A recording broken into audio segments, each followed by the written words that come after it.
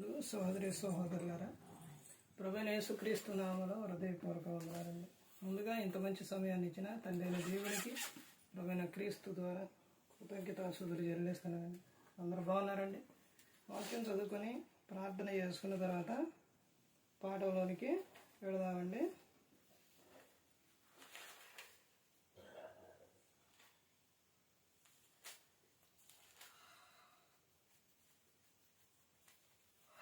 యోహాను గారు రాసిన సువార్త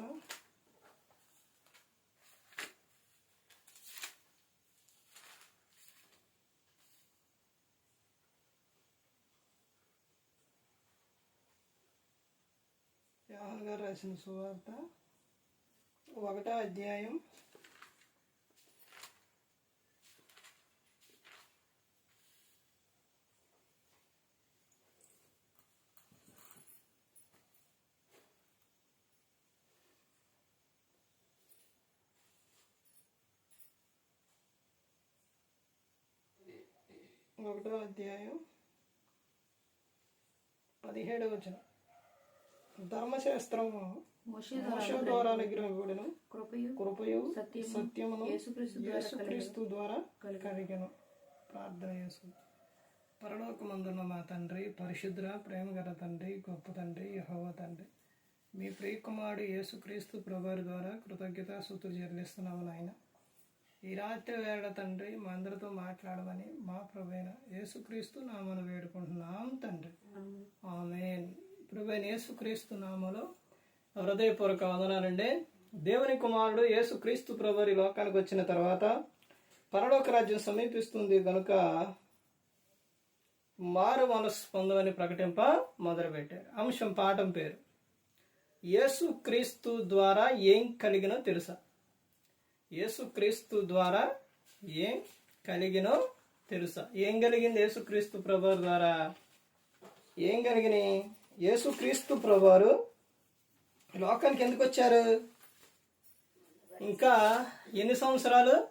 2025 సంవత్సరాలు గడుస్తున్నా కానీ ఇంకా తెలియని క్రైస్తవులు ఉన్నారు. యేసుక్రీస్తు ప్రభువారు ఎందుకు వచ్చారో ఇంకా తెలుసుకొని క్రైస్తవులు ఉన్నారు. ఎవరు వీళ్ళు అంటే నేను చెప్పిన పదంలోనే ఉన్నారు. ఎవరు? క్రైస్తవులు, క్రీస్తుని నమ్ముకున్నవారు. క్రీస్తుని నమ్ముకున్నవారు క్రీస్తుని గురించి తెలుసుకోవట్లేదు. ఏంటంటే మనిషి యొక్క ఆలోచన, మైండ్ సెట్ ఎలా ఉంటుందంటే ఏదైనా కానీ సేవకుడే మాట్లాడినా, విశ్వాసే మాట్లాడినా, ఎవరు మాట్లాడినా వాళ్ళకి నచ్చిన విధానంలోనే వారికి నచ్చిన విధానంలో ఉంటేనే తప్ప, మాట్లాడితే తప్ప, చెబితే తప్ప, లేకపోతే ఏం చేస్తారు? అసలు అంగీకరించరు. వీళ్ళందరూ ఎవరు వీళ్ళందరూ అనంటే, వీళ్ళందరూ ఎవరు అనంటే వాక్యం చదవనవారు, వాక్యం సరిగా విననవారు, వాక్యం పట్ల ఏమి లేదు శ్రద్ధ లేనివారు, వాక్యాన్ని పరిశోధించని వారు. వీళ్ళందరూ కూడా వాక్యాన్ని నువ్వు చదివితే చెప్పే మాటకు నువ్వేం చేస్తావో తెలుసా? మరలా ఇక్కడికే వద్దాము. ఆ విషయం ఒకసారి చూడండి. యాకోబు గారు రాసిన పత్రిక. నువ్వు వాక్యం చదివే వ్యక్తివి అయితే నువ్వేం చేస్తావంటే చూడండి, యాకోబు గారు రాసిన పత్రిక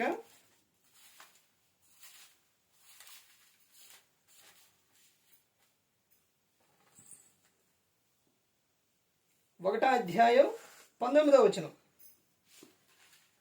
యాకోబు గారు రాసిన పత్రిక 1వ అధ్యాయం 19వ వచనం. నా ప్రియ సహోదరులారా, మీరీ సంగతి ఎరుగుదురు గనుక ప్రతి మనుష్యుడు వినుటకు వేగిరపడువాడును, మాట్లాడుటకు నిదానించువాడును, కోపించుటకు నిదానించువాడునై ఉండవలెను. అంటే వీళ్ళు వాక్యం చదివే వాళ్ళైతే, వాక్యము ఏం చేస్తారు? వాక్యం చదివే వాళ్ళైతే, వాక్యం పరిశోధించే వారైతే ఏం చేస్తారంటే వాళ్ళు వాక్యం వినుటకు వేగిరపడతారు. అంతేలే కానీ వాక్యం ఒక మాట చెప్పంగానే అట్టుందా, ఎట్టుందా, మాకు తెలియదా, మరి అది ఎందుకు అట్లా రాశారు, ఇది ఎందుకు ఇట్లా రాశారు, అసలు అందులో ఉన్న వాక్యం నువ్వు అసలు దాన్ని ఆలోచించి చదివితే 1-4 సార్లు చదివితే నీకు అర్థమయ్యింది. పౌలు శీల అసలు ఎవరో తెలుసా? ఒక సందర్భంలో ఏమని చెబుతారో తెలుసా అండి? భూమిని తలకిందులు చేసేవారు ఇక్కడికి వచ్చారు అని చెబుతారు. అలాంటి వారు వాక్యం చెబితే ఏం చేశారు? అలా ఉన్నాయో లేవని పరిశోధించారు. పరిశోధించటం లేదు, వాక్యం చదవటం లేదు, మాట చెబితే దాన్ని ఏం చేస్తున్నారు?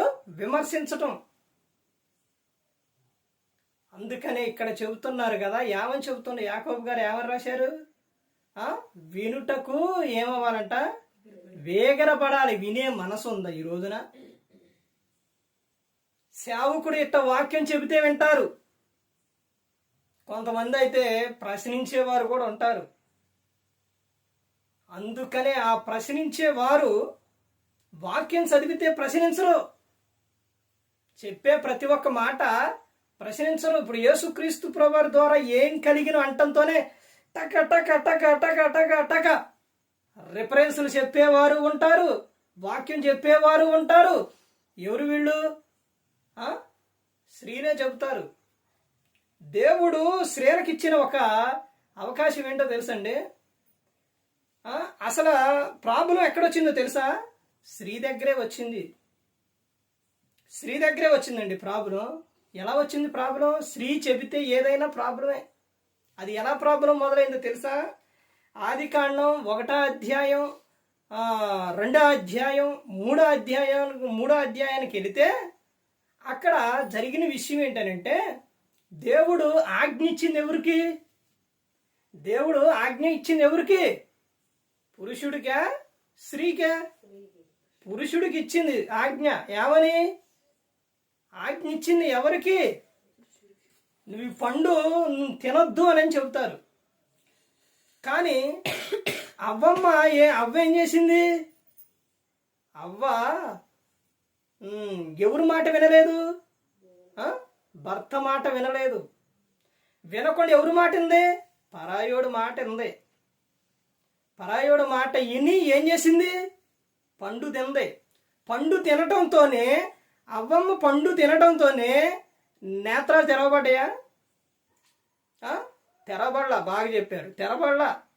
వెంటనే ఆ అవ్వమ్మ తినటంతోనే నేత్రాలు తెరవబడితే సిగ్గు తెలియాలిగా. నా బట్టలు లేవే, నేనేంటి ఇట్టున్నా, దిశమోన ఇదేంటి ఇట్టున్నానే అని తెలియాలిగా ఆమెకి.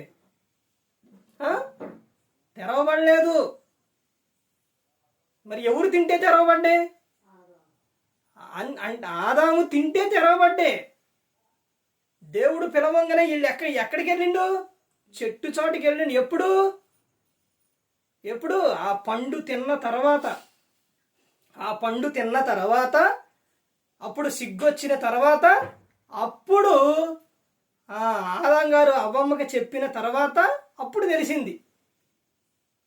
ఇప్పుడు అవ్వమ్మ చెప్పటం వలన ఏం జరిగింది? పండు తిను అని చెప్పటం వలన ఏం జరిగింది? ప్రాబ్లం వచ్చింది. తినటం వలన తినొద్దు దేవుడు చెప్పింది.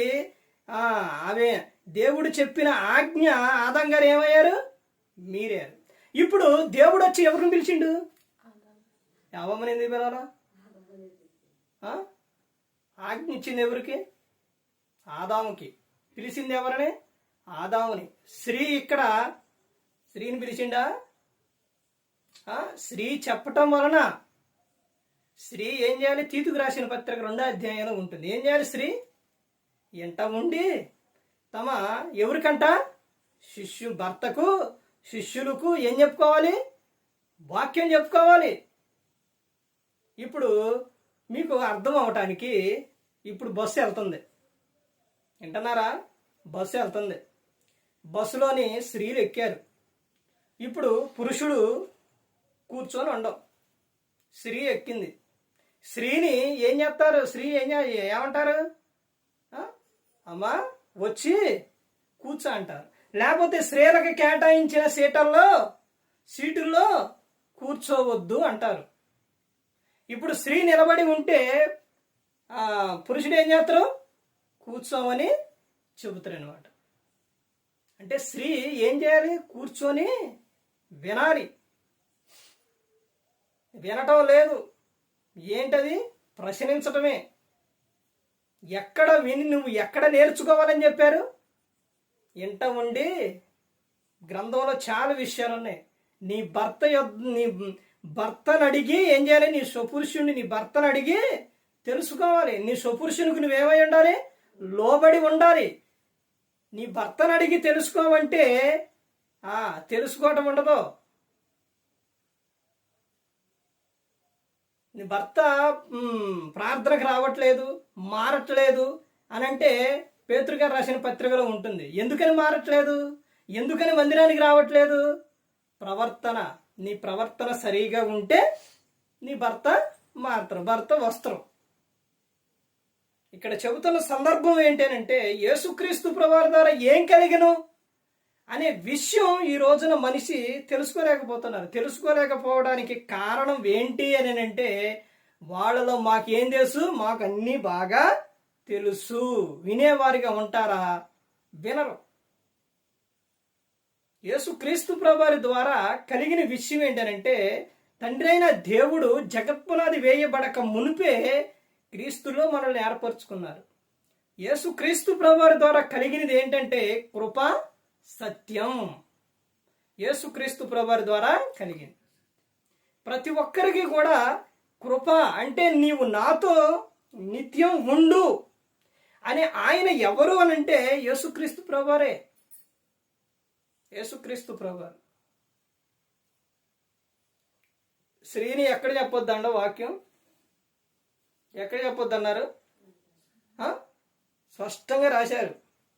అక్కడ ఎన్నెన్ని పదాలు, ఎన్నెన్ని అధ్యాయాలు కొరింథీకి రాసిన పత్రికలో, తీతుకు రాసిన పత్రికలో, తిమోతికి రాసిన పత్రికలో, ఎన్ని పత్రికల్లోనే చెబుతారు అపోస్తలుడైన పౌలు గారు. మిగతా చోట మాట్లాడొద్దని చెప్పలేదు. సంఘములోనే. ఎందుకు సంఘంలో వద్దండో? సంఘం అంటే ఎవరు? సంఘం అంటే అర్థం ఏంటి? క్రీస్తు యొక్క ఏంటి? శరీరం. ఇప్పుడు క్రీస్తుకి శిరస్సు ఎవరు? క్రీస్తుకి శిరస్సు ఎవరు? తండ్రి అయిన దేవుడు. పురుషునికి శిరస్సు ఎవరు? క్రీస్తు. మరి స్త్రీకి శిరస్సు ఎవరు? పురుషుడు. అంటే ఇక్కడ అంటే సంఘంలో అందుకనే చెప్పిండు.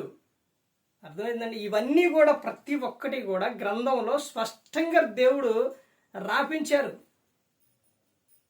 ఇప్పుడు స్త్రీ పురుషుడు అన్ని విషయాల్లో సమానమా కాదా?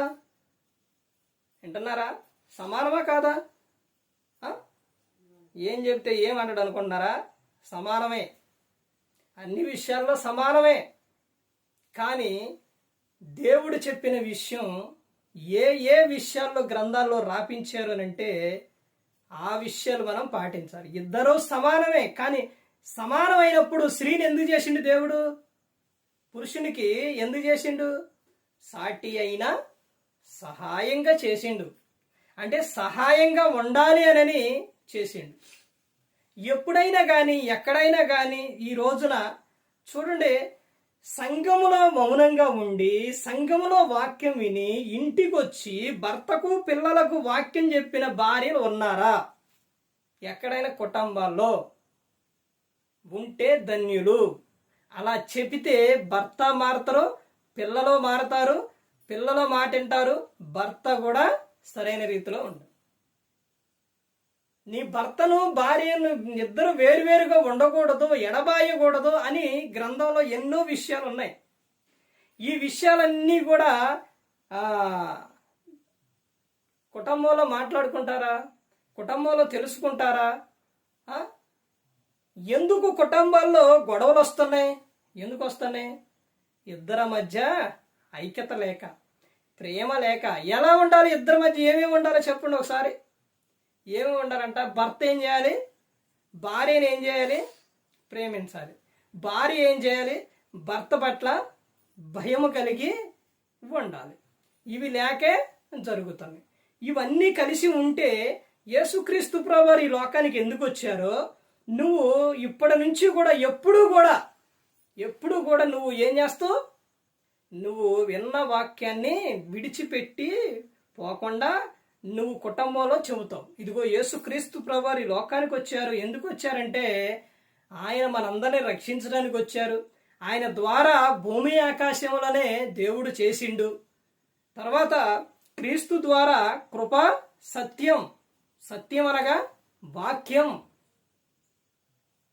కృపా సత్యం ఇవన్నీ ఎవరి ద్వారా కలిగినాయంటే అక్కడ ఏమని చెబుతున్నారు?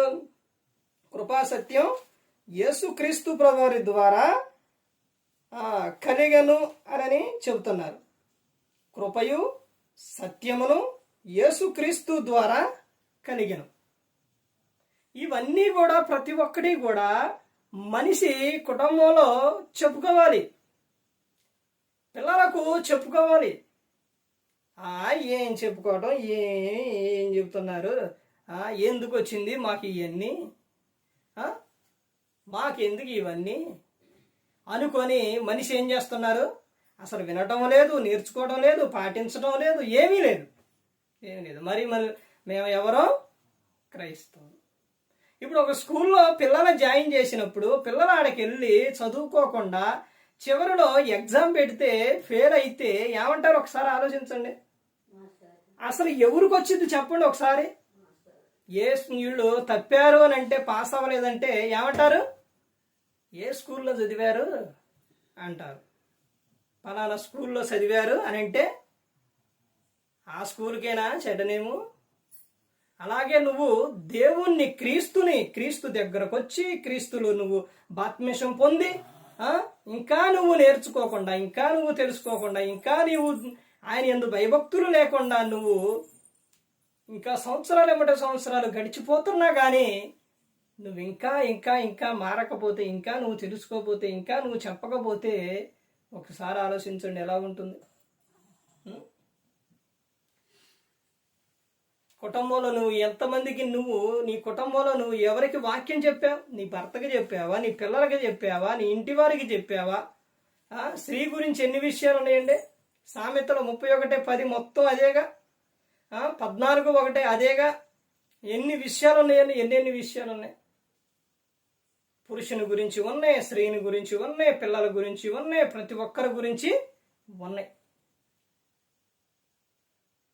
ఇవన్నీ కూడా చెప్పుకోవాలి. యేసు జ్ఞానమందును, వయసునందును, దేవుని దయందును, మనుషుల దయందును వర్ధిల్లుచుండెనని పిల్లలకు చెప్పుకోవాలి. యేసుక్రీస్తు ప్రభువారు ఈ లోకానికి వచ్చారు, మన కోసం ప్రాణం పెట్టారు. ఆయన ద్వారానే కృపా, సత్యం ఇవన్నీ కూడా కలిగిని, ఆయన ద్వారానే పరలోకం చేరతామని ప్రతి ఒక్కరు కూడా చెప్పుకోవాలి కుటుంబంలోనే. అది ప్రతి ఒక్కరు కూడా గమనించుకోవాలి. నువ్వు వాక్యాన్ని నువ్వు ధ్యానించి పరిశోధించి చదివితే నువ్వు ఎవరు ఏ మాట చెప్పినా కానీ ఆ గ్రంథంలో ఉంది అని నీకు తెలుస్తుంది. నువ్వు వాక్యం చదవుకోకుండా ఎవరన్నా ఏదైనా చెప్పారు అని అంటే మీరు ఏం చేస్తారు? అబ్బో ఇది అట్టుందా, ఇది ఎట్టుందా విమర్శిస్తారు. అదే కానీ చదువుకుంటే మనకు అర్థమైపోయింది. ఇప్పుడు సేవకులు ఎంతోమంది వాక్యాలు చెబుతారు. ఇప్పుడు నేను విన్నప్పుడు అది బైబిల్లో ఉందా లేదా అని తెలుస్తుంది. ఎలాగా? వాక్యాన్ని చదవబట్టి. అందుకని ప్రతి ఒక్కరు గ్రంథాన్ని చదువుకోవాలండి. చదువుకుంటేనే మనకు ప్రతి ఒక్కటి కూడా అర్థమవుతుంది. మరి ఈ విధంగా నిలబెట్టి మాట్లాడించిన తండ్రైన దేవునికి కృతజ్ఞతాస్తుతులు చెల్లిస్తూ, ఇంతవరకు శ్రద్ధగా ఉన్న మీకు ప్రభు పేరట నా హృదయపూర్వక వందనాలు చెల్లిస్తూ ఈ మాటలు ముగిస్తున్న అందరికీ వందనాలు.